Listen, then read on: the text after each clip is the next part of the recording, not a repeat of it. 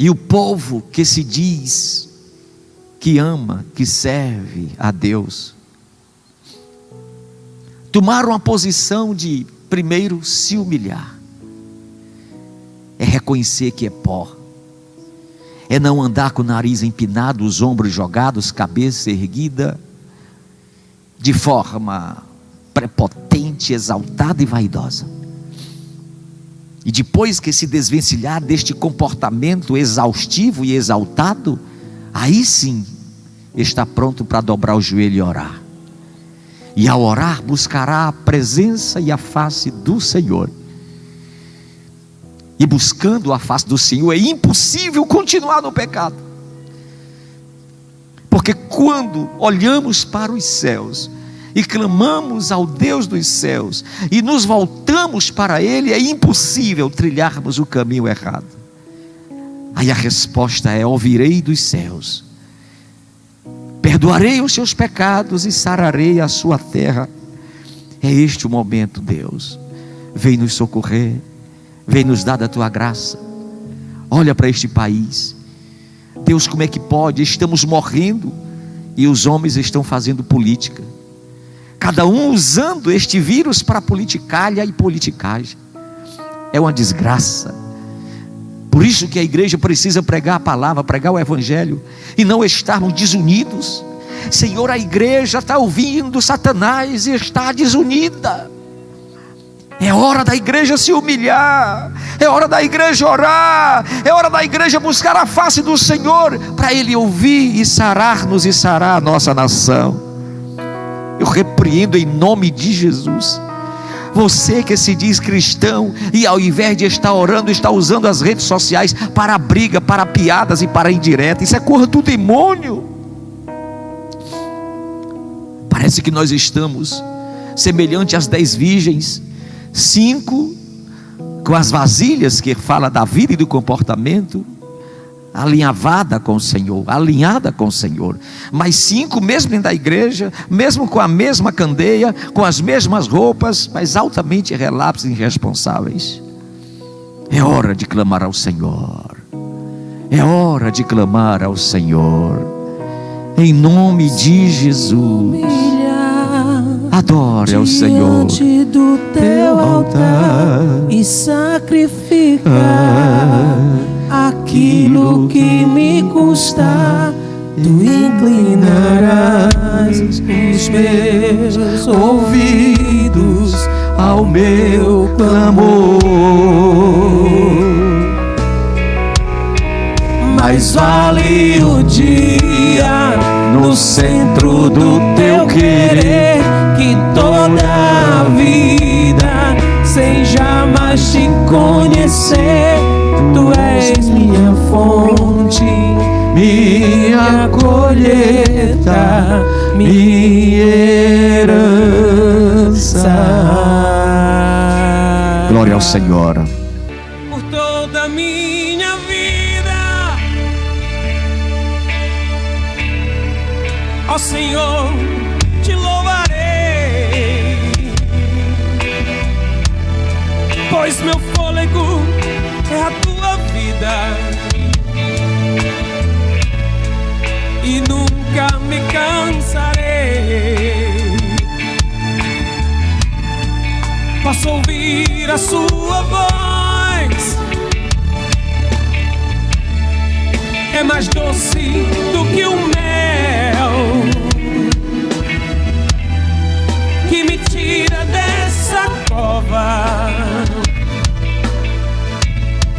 e me leva até o céu.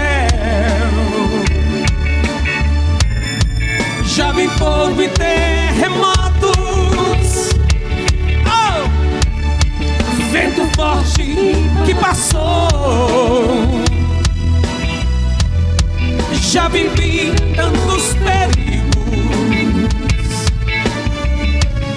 mas tua voz me acalmou.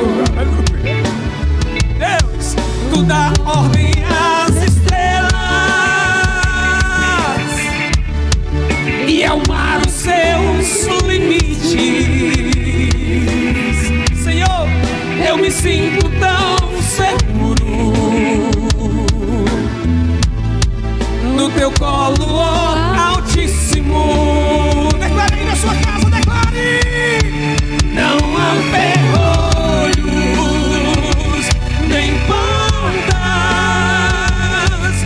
se fechem diante da tua voz. Ei! Não há doenças, nem culpas, oh, que fiquem de pé diante de nós. E a tempestade se acalma na voz daquele que tudo criou. Pois tua palavra, Senhor, é pura, escudo para os que nele creem. Deuteronômio capítulo 6, versículos de 1 a 6. Nos diz assim: estes, pois, são os mandamentos e estatutos e preceitos que o Senhor Deus mandou ensinar-nos, a fim de que viéssemos cumprir na terra. Para Israel, era o início de estar em uma terra administrada pelo Senhor, como diz a Bíblia Sagrada: bem-aventurada é a nação cujo Deus é o Senhor. Daí Deus dizia a Moisés: diga para eles que estes mandamentos e estes preceitos, eles terão que produzir, agir, cumprir na terra que eu estou a dar a eles. No versículo 2 diz assim: para quê? Para que estas normas? Para que estes preceitos? Para que estes mandamentos? Primeiro, para que saiba temer ao Senhor teu Deus.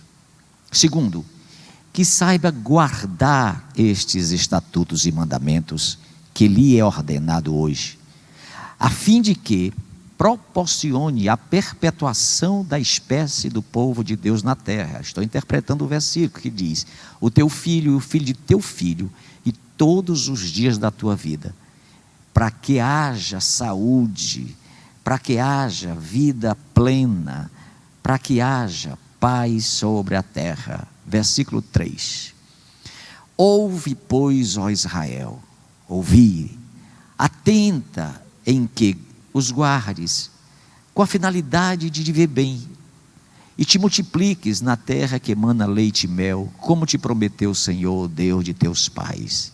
Versículo 4 nos diz: ouve, ó Israel, o Senhor nosso Deus é o único Deus. Versículo 5: então ame ao Senhor teu Deus de todo o teu coração, bem como de toda a tua alma, bem como de todas as tuas forças.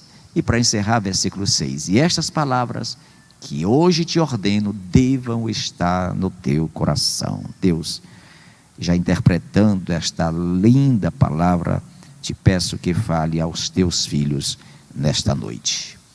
Amados, bem rápido, eu quero dizer-lhes que Deuteronômio é o último livro do Pentateuco, o quinto dos 5 primeiros livros da Bíblia. Significa cópia da lei. A gente vê isso no capítulo 17, versículo 18 de Deuteronômio. Por gentileza, Deuteronômio 17, 18, repete o nome deste livro, que diz: será também que, quando se assentar sobre o trono de seu reino, escreverá para si, num livro, uma cópia desta lei, do exemplar que está diante dos levitas e sacerdotes. Observe que o livro de Deuteronômio simplesmente não pode ficar de largo da gente. O propósito do livro era levar o povo a uma total entrega ao Deus Todo-Poderoso. O que é esta total entrega ao Deus Todo-Poderoso? Ora, põe o versículo 5 do capítulo 6 da leitura que nós fizemos. Qual é o propósito do livro? Ensinar de forma pedagógica o povo a ter uma total entrega ao Deus Todo-Poderoso. Veja o que ele diz: ama ao Senhor teu Deus. O que é o amar? Não é a entrega? O amor não é sinônimo de compreensão, de aceite, de concordância, de querer, de entregar? Veja o que ensina a palavra: ama o teu Deus. ocupando todo o espaço do teu coração.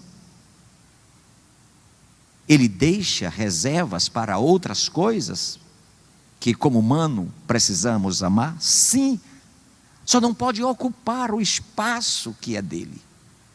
Ama de todo o coração e de todas as tuas forças, ou de toda a tua compreensão, de todo o teu entendimento. O que é que a Bíblia está a ensinar às nações, aos humanos, aos povos?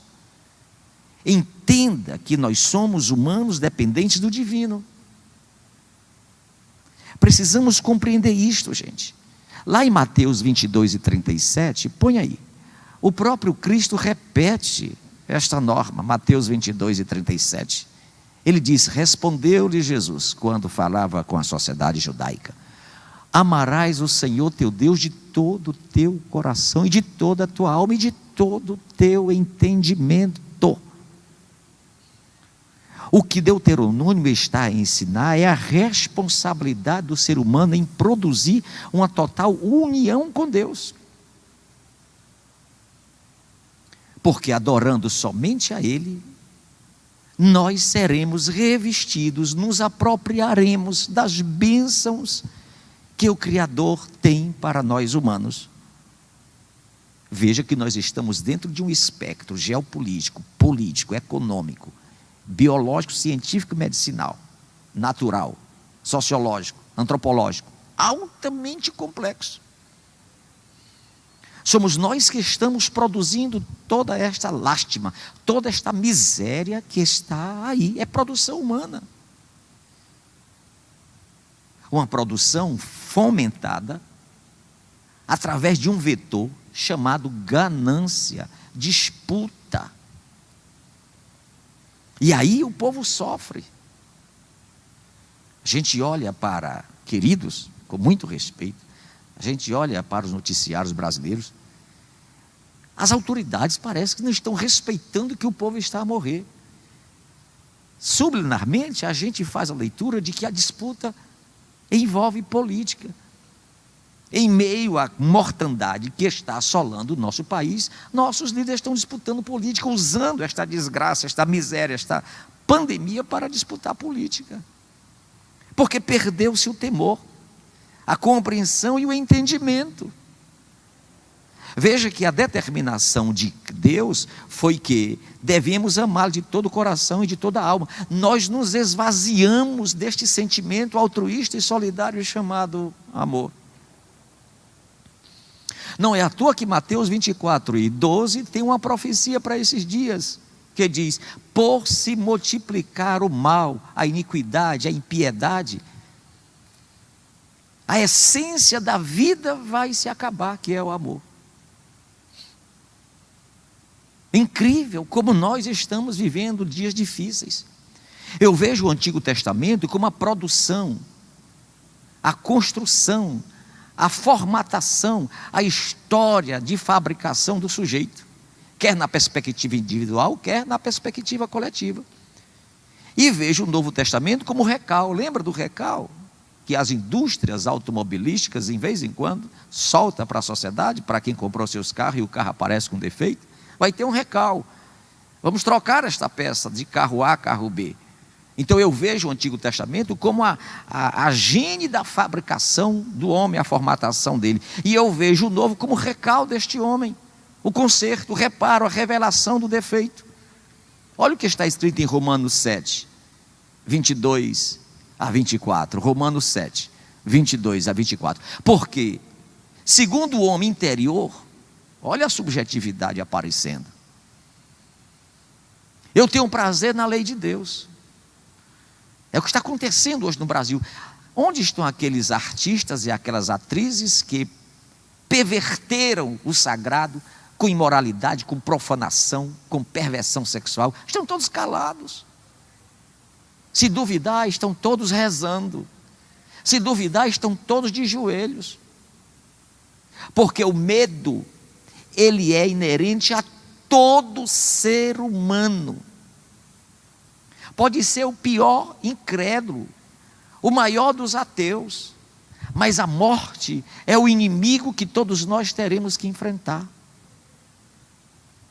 O próprio Cristo, Filho de Deus, temeu a morte. Então quem é você que, porque tem dinheiro, porque é poderoso na terra, dizer para nós nas lentes das câmeras que não tem medo e que não se arrepende? Isto é discurso objetivo e não subjetivo. A alma humana tem medo, sim. Põe lá o versículo, até o versículo 24, 22 a 24, Romanos 7. Mas vejo nos meus membros outra lei, guerreando contra a lei do meu entendimento, e me levando escravo à prática da lei do pecado que está nos meus membros. Paulo está dizendo que há uma briga do espiritual com o carnal, que há uma briga do objetivo com o subjetivo. Nós estamos assistindo isto no Brasil. Você não está vendo, você quer que seja desenhado, é. A questão espiritual, para vocês que estão à distância, deixa eu dar um dado. Eu há 10 anos faço um programa aqui numa rádio secular, chamado Quadro de Fé. E eu falo aí para 1,5 milhão, 2 milhões de pessoas, todos os dias, de 10 para as 8 às 8 da manhã. E eu venho nestes últimos 2 anos, falando sobre a maldade que tem dominado a nação e principalmente o nosso país, porque nos esvaziamos da espiritualidade. Gente, a espiritualidade é o eixo central, é a base central. Quando eu me afasto de Deus, eu me torno excêntrico. Mas quando eu me aproximo de Deus, eu me torno no centro da vontade dEle. É a espiritualidade que está fazendo os políticos fazerem o que estão a fazer. É a ausência dessa espiritualidade que está fazendo a mídia, atores, atrizes, formadores de opinião e outras coisas mais a se comportarem assim. Porque na ausência da espiritualidade, outro Deus tem que ocupar o espaço no homem. O homem é tricotômico, o homem é carne, é alma, sede das emoções, e é espírito, sede da relação vertical. No momento em que este espírito está assassinado, morto, jogado de lado, alguém tem que assumir o lugar dele. E quem assumiu? Mamon, o Deus do dinheiro, do poder, da vaidade, da ostentação, da visibilidade, do histerismo. E por estarmos em um país, em uma civilização que ninguém mais lê, o teclado frio do seu PC, do seu computador, do seu smartphone, assumiu o lugar de escrever, de ler, de meditar, nos tornamos também tecnológicos, frios, cristalizados, petrificados.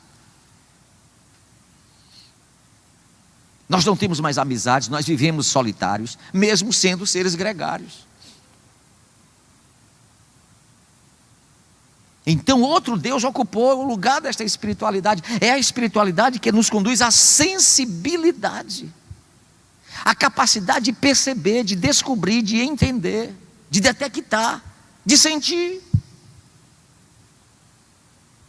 E Paulo diz isso, há uma guerra. Põe o versículo 24 agora, 7 e 24. Miserável homem que eu sou, que coisa mais espetacular. O que é que engrandece Paulo? É que na sua metáfora deste homem sofrido, ele traz esta revelação de que este homem sofrido, arrebentado, castigado pelo pecado e pela violência do mal, reconhece. Ele reconhece que é um miserável. E ele faz uma pergunta que está hoje na civilização: quem me livrará? Quem me livrará do coronavírus? Quem me livrará desta sociedade perversa? Quem me livrará deste esfriamento espiritual? Quem me livrará deste contexto com ausência de amor? Quem? Põe aí agora Romanos 8. Põe Romanos 8. Nenhuma condenação há para quem resolve estar em Cristo Jesus, o Senhor. Esta é a resposta. Nós precisamos mudar de comportamento, e a mudança passa pelo entendimento, como diz Deuteronômio capítulo 6. Põe aí Romanos 12, 1 e 2, para você ver como a mudança passa pelo entendimento. Rogo-vos, irmãos, pela compaixão. Olha Paulo desesperado. Pela compaixão de Deus, que apresentei os vossos corpos como um sacrifício vivo, santo e agradável a Deus, que é o vosso culto racional. Versículo 2. E não vos conformeis a este mundo. Que mundo? A palavra mundo no alfabeto grego chama-se cosmos, com K. Que cosmo é este? Atuação dos homens, governo dos homens, administração dos homens. O que é que o governo dos homens, a gestão dos homens, o gerenciamento dos homens, a organização dos homens tem produzido? Senão caos. Todos nós neste momento, observe que em fração de segundo Deus parou o mundo. Em fração de segundo Deus parou o mundo. Deixa eu ver se você está entendendo o que eu estou dizendo. Em fração de segundo Deus parou o mundo. Que coisa! E Paulo está dizendo assim, olha, põe de novo. Não se conformem com este mundo. Busque transformar pela renovação da mente. Muda, é metanoia, muda a mente.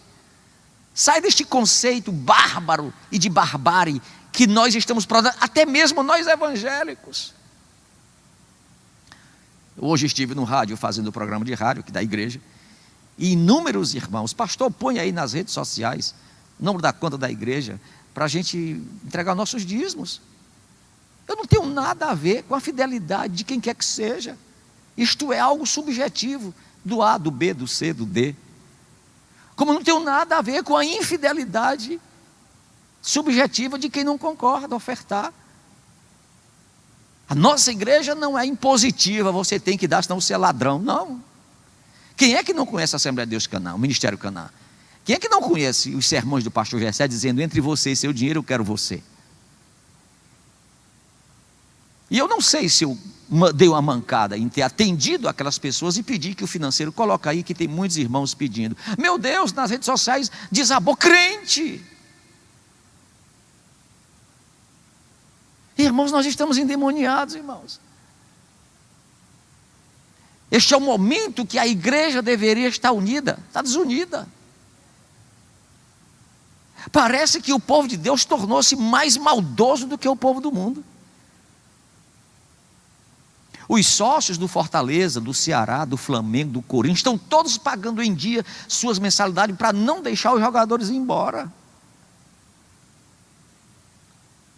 É coisa do diabo. Está todo mundo se esforçando para pagar Sky, Netflix, para não perder seus filmes. Na igreja, o crente vive usado pelo diabo, maquinando, pensando em fomentar, em armar uma crítica para criticar. Que é isso, rapaz? Aonde vamos chegar? Quero até ler o Salmo 91 para vocês. Põe aí o Salmo 91 no telão, por gentileza. Eu estava hoje em casa pensando e me lembrei deste salmo, aquele que apita: no esconderijo do Altíssimo, a sombra do Todo-Poderoso descansará. Direi do Senhor, Ele é o meu refúgio e a minha fortaleza, o meu Deus em quem confio. Porque Ele vai nos livrar do laço do passarinheiro, Ele vai nos livrar da peste perniciosa. Ele vai nos cobrir com as suas penas, e é debaixo delas que nós vamos estar refugiados, porque a sua verdade é escudo e broquel. Agora, ó, não precisa temer os terrores da noite, e nem a seta que voe de dia. Deixa aí. Lembrando de Jó, quando ele disse: o sol se pôs, não acredito. Deus me deu mais um dia de vida, vou dormir. O sol nasceu, não acredito. Deus permitiu que eu estivesse vivo, louvado seja o Senhor. E para terminar o nosso culto, não durma sem o culto doméstico. Reúna, você que é pai, você que é mãe, reúna seu filho e sua filha. Faça um culto antes de dormir. Deus está querendo nos ouvir. Que a graça de nosso Senhor e Salvador Jesus Cristo, o amor de Deus nosso Pai, a comunhão, as consolações do Espírito Santo, seja com o povo de Deus, hoje e sempre. Amém. Uma noite feliz e até amanhã, se Deus quiser.